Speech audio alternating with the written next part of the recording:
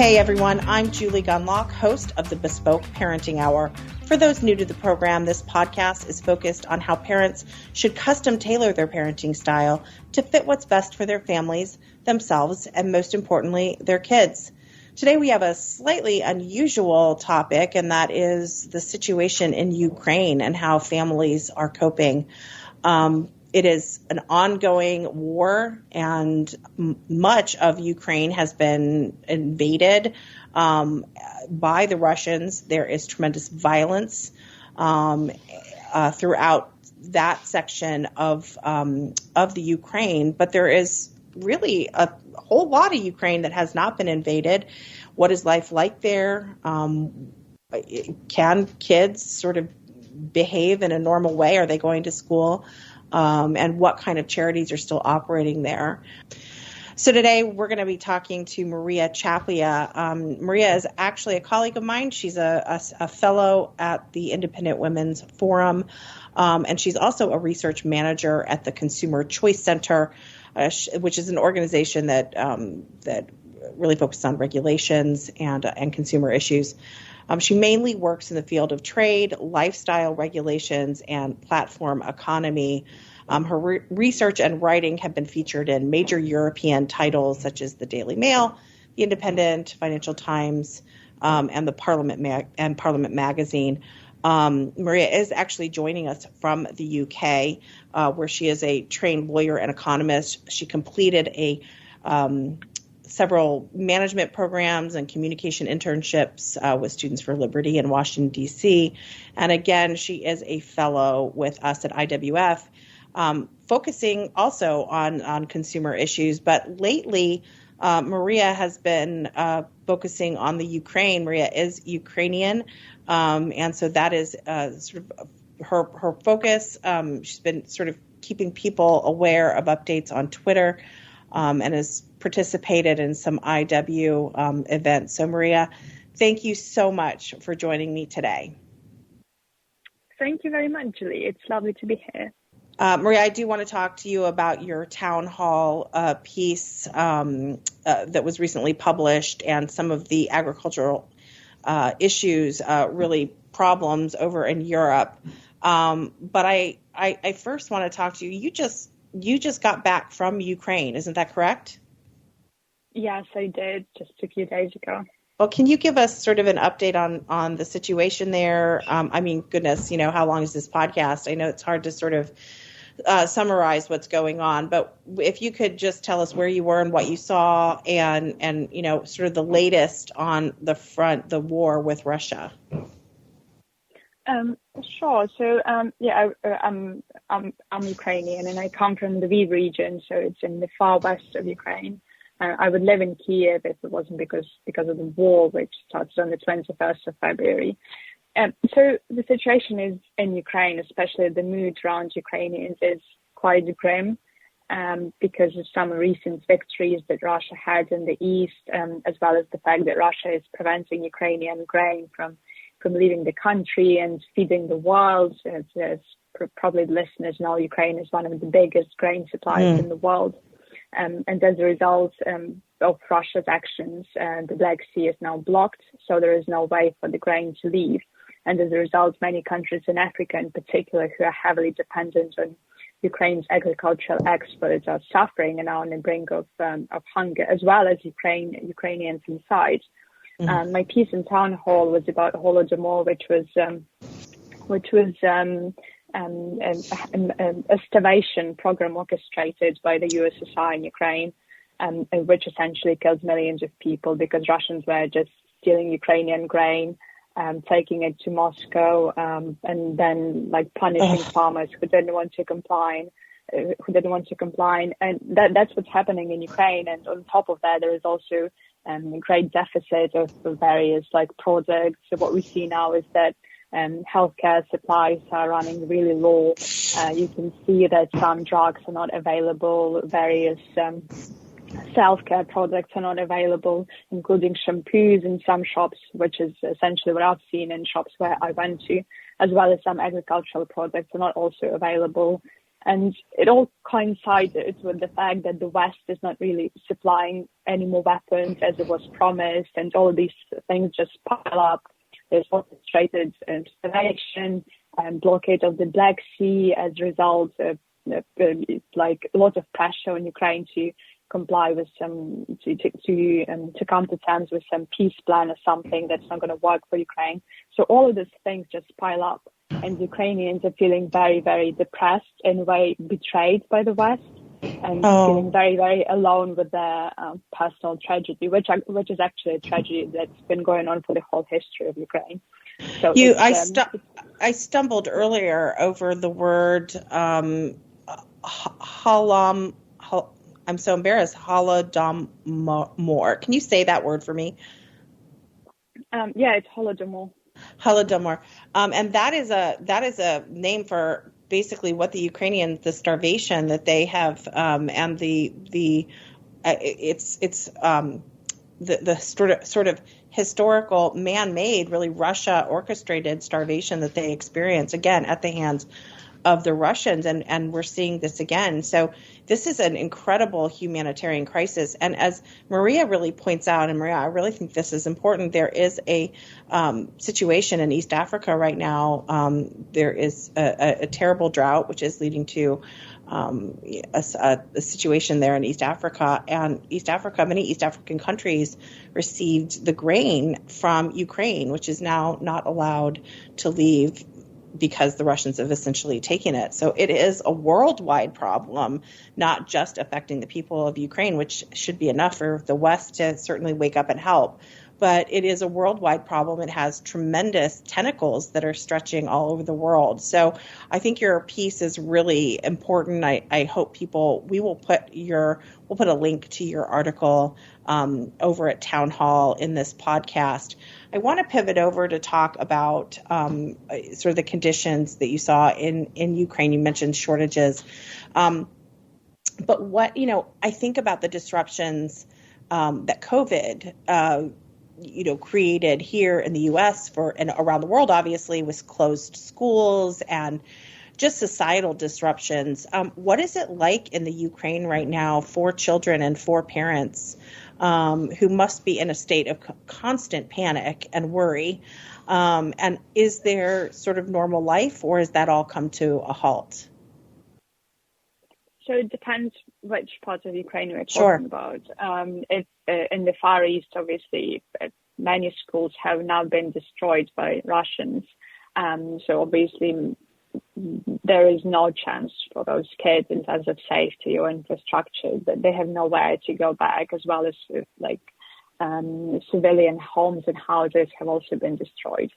Many people from the East have moved to the west of Ukraine, where you can say that in some cities where my parents live, life is kind of going back as normal. It's not really normal because everyone's doing something to help the army.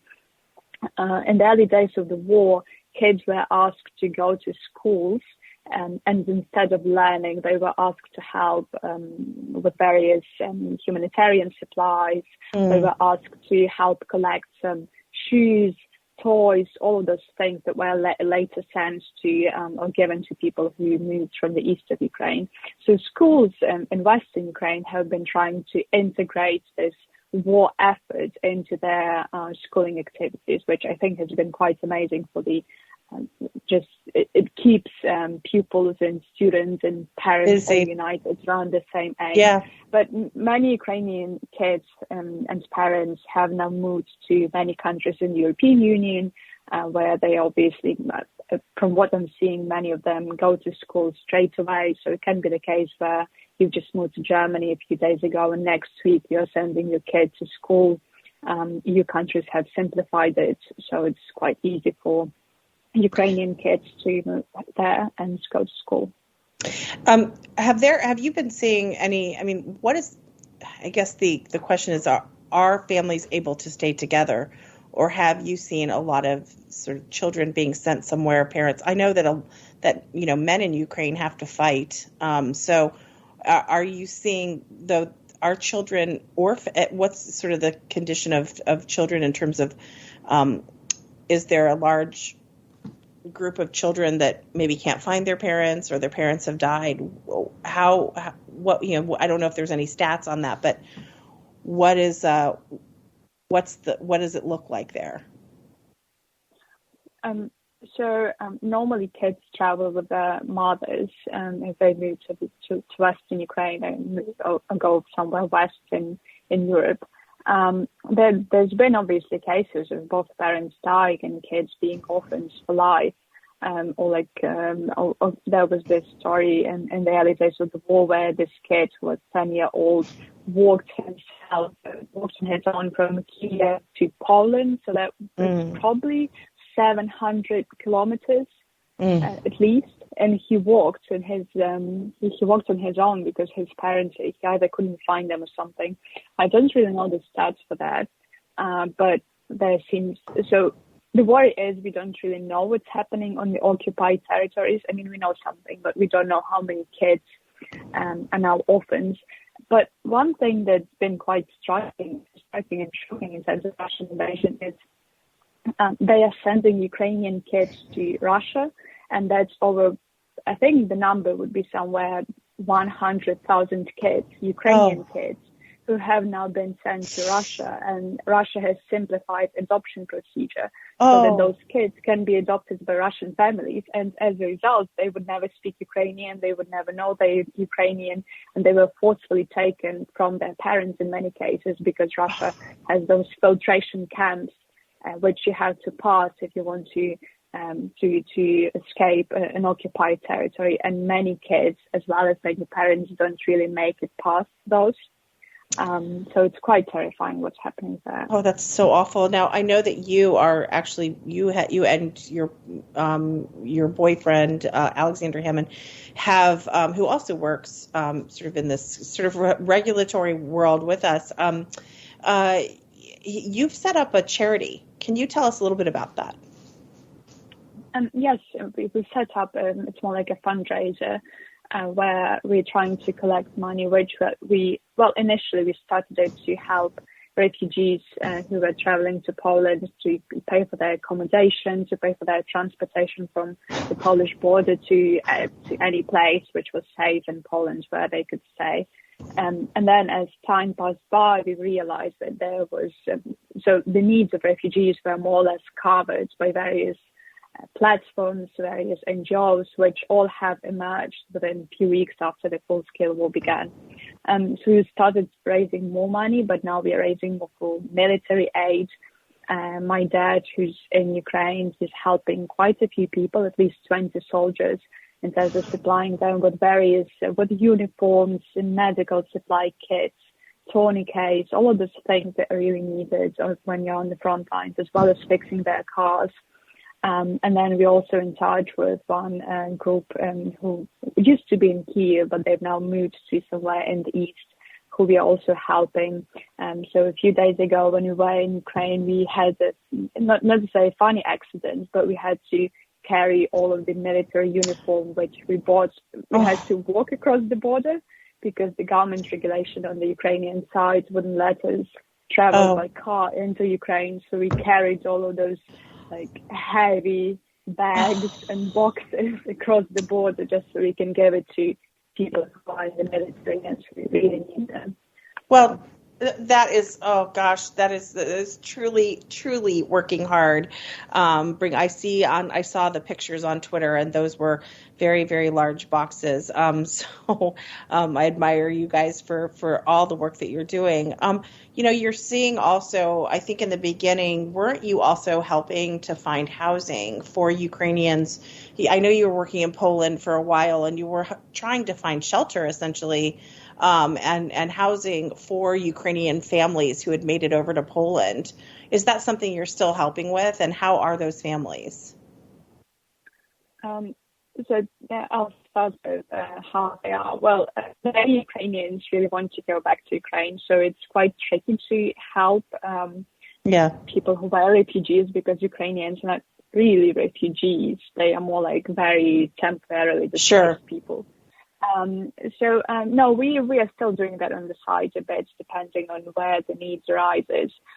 But normally, all of the families that we've helped, many of them asked to pay for their accommodation for a few weeks. So I imagine many of them now we got back to Ukraine and live in Ukraine because the separation of families is very, very painful, and women and kids just can't do without their granddads, without their dads, obviously. So it's quite painful, and not many Ukrainians choose to stay in Poland or anywhere else in Europe. How did you observe when you were there watching, though, at the early days? And yes, they're temporarily in Poland, but what did you observe in terms of the mothers trying to at least comfort their children, or what would they say to their children? What were some of the things that the children would do to be, or the parents would do to distract their children or make their children feel safe? That's a very difficult question to answer when you're not a psychologist. In the early days of war, there was Ukrainian doctors were releasing guides, and like psychologists were releasing guides on how to talk to kids about war, because obviously kids, especially teenagers, were all quite shocked, and so it was difficult to get to them. So I think in many ways what was helping, in some, say, funny ways, there was this story of a kid who was 4 years old, I think, and who made it together with his mom to the Polish side after crossing the Ukrainian border. And this kid was crying really hard, and there was this humanitarian group helping people around, making sure they have transportation and everything. And the kid was like desperate. He was crying. And then one of the volunteers from this humanitarian group comes to the kid. Is like, how can I help you? And the kid is like, oh, I would really love this, I don't know, fluffy stuffed lion or something. And they brought him this toy, and the kid was like, oh my gosh, they just made me feel better. So the kid calmed down. But many Ukrainian kids are struggling with psychological problems. I was helping a family from Mariupol who spent probably like 2 months in shelters, and the child was, I think, 9 years old or something. And this boy had mood swings. So in an hour, he would go from feeling very happy to feeling like extremely devastated and depressed. And so one of the ways to help those kids is for Ukrainian families to seek help in European countries or whenever they move. I know many are getting psychologist appointments after moving to European countries because parents just can't really cope with these mood swings. And for mothers, it's extremely difficult as well because they're traumatized themselves. And yes, and a child who's also traumatized. And of course, these mothers many of them are by themselves. Their husbands are back. They're worried about their husbands, and their fathers, and they're doing this parenting in wartime by themselves. So it's a really dreadful situation for these mothers as well. One tweet that I noticed is the idea that maybe some of the donations and maybe some of the interest in this issue is dying off, which is very upsetting to me because this is a grave situation that really needs to have the world's eyes on it continuously. Are you experiencing that with your organization? I know you're still fundraising. Are you experiencing that sort of drop off with your org? Yes, we are. Unfortunately, it does seem like the interest in the Ukrainian war is fading, and it's getting more and more difficult to raise money for the Ukrainian war, for the war in Ukraine. Also because the mainstream media is not really reporting it as much as it used to be. Which is obviously playing to the benefit of Russia because of Europe is tired of the Ukrainian war. Then U.S. media is also bored of it, so now we can do all the worst things that we couldn't really do because there was pressure coming from governments, from media, from everywhere. So it's getting quite difficult on this front as well. But Ukrainians themselves are donating the last money that they have. And there was this case in, for example, Lithuania where a few days ago, Lithuanians fundraised 1 million euros just to buy a barricade weapon, and that's helping Ukrainians a lot, as well as Ukrainians are donating. You can donate something like, I don't know, $5. Some Ukrainians do that, and because everyone is so united, you can get $1 million or something, or a bit short of that, and within a few hours sometimes. So all Ukrainians are giving the last money that they have, even if no help is coming. Obviously, we would all appreciate if the help was coming, but we have to help ourselves as well. One thing I want to end with, and I actually want to end with you telling how they can follow you and know about your fundraising efforts and where to give. But before that, I want to say one thing. In your town hall piece, which is so compelling, you talk about how the cruelty of the Soviets and now the cruelty of the Russians, in really stealing, raiding and stealing the crops from Ukraine was something that the USSR managed to hide during the Great Famine, right? With these things, we didn't know. The West certainly did not know about that because, it was so many years ago before technology. But it is a different time now. And you and I often write about how wonderful technology is and modernity makes life easier for people. And this is another case where the Russians simply won't get away with it this time. And social media and other forms of technology have really helped people catalog and record this. And Maria, you are a part of that, and I really want to thank you for all the work that you've done on behalf of the Ukrainian people, not only the charitable work that you're doing, but also keeping people aware through your Twitter account and through your writing. So thank you so much for everything you've done. Thank you very much, Julie. Thank you so much. I very much appreciate your support. Now, Maria, can you tell our listeners the name of your charity, where to give, if there's other things that we should be doing, and also, sort of your handles on social media? Yes. One thing I would like to really emphasize by using this opportunity is I understand it's a bit challenging for many people to donate to military aid because they see this as we are funding war or whatever they see in this. But I would like to emphasize that Russia can only be stopped if Ukraine manages to stop it on the front lines.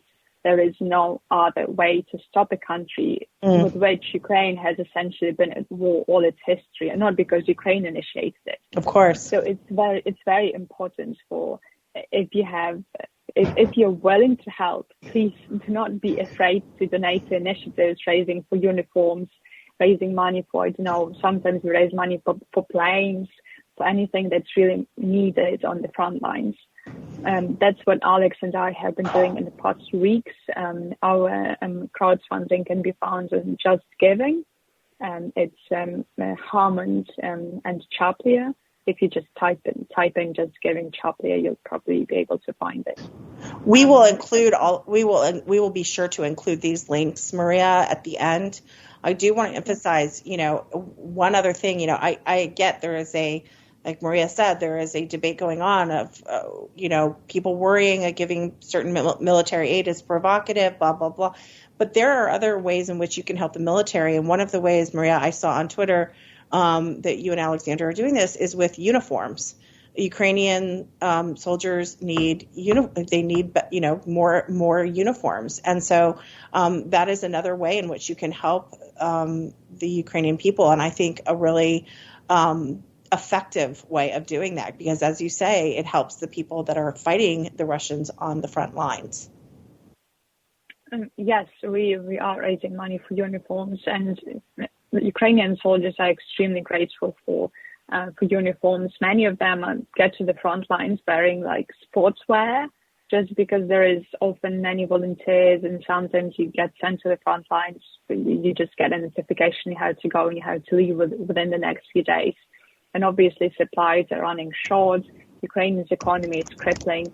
So it's all thanks to our shared efforts that those people can actually have a uniform and can at least get some, and eventually get some protection as a body armor, which is also something that we would like to buy more of, as well as drones. There is so many things that can be just ordered. And there is, in the US, the situation is still a bit different, but in Europe, you can't really buy military stuff. In the UK and Poland, everything has been sold off. And it's all thanks to volunteers and everything. Maria, much of your family is still in Ukraine, correct? Yes, all of them are. Well, listen, you know that I am praying for your family and all of the Ukrainian people, and you have my support, and we are going to promote your charity. But people should just please not forget that this is a very important cause to support, and if you can financially, to give to these charities that are working to help the Ukrainian people. Maria, I again, thank you so much for coming on, and please reach out to me if you want to come on and update our listeners.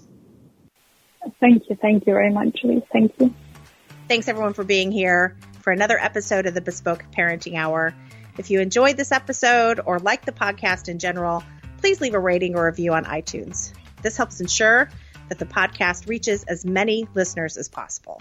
If you haven't subscribed to the Bespoke Parenting Hour on iTunes, Spotify, Google Play, or wherever you get your podcasts, please do so you won't miss an episode. Don't forget to share this episode and let your friends know that they can get Bespoke episodes on their favorite podcast app. From all of us here at the Independent Women's Forum, thanks for listening.